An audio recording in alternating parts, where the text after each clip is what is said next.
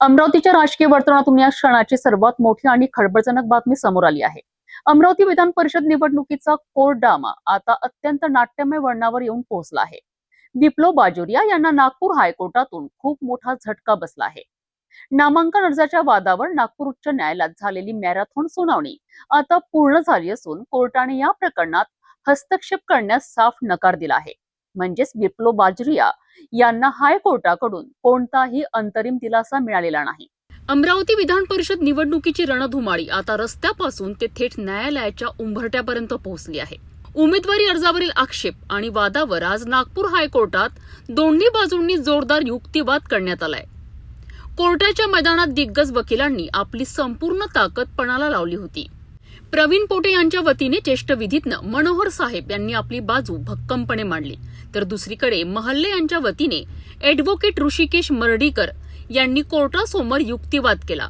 हर्षजित यांच्या वतीने ॲडव्होकेट भगंडे यांनी खिंड लढवली, तर बाजोरिया यांच्या बाजूने ॲडव्होकेट शिरपूरकर मॅडम यांनी कोर्टाला पटवून देण्याचा शर्थीचे प्रयत्न केलेत।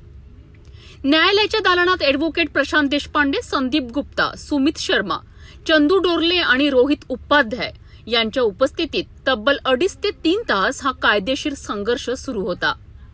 मात्र सर्व पक्षांच्या दलिली आणि कायदेशीर डावपेच ऐकल्यानंतर नागपूर उच्च न्यायालयाने अमरावतीच्या या अपक्ष उमेदवाराच्या नामांकन प्रकरणात हस्तक्षेप करण्यास स्पष्ट नकार दिलाय।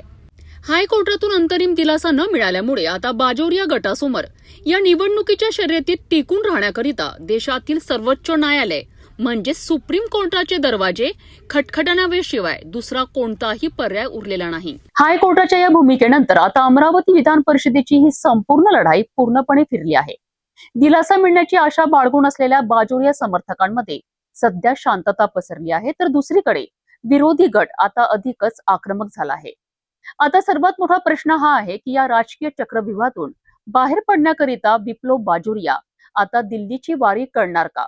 सुप्रीम कोर्टात त्यांना दिलासा मिळणार की अमरावतीची ही राजकीय बाजी त्यांच्या हातातून निसटणार?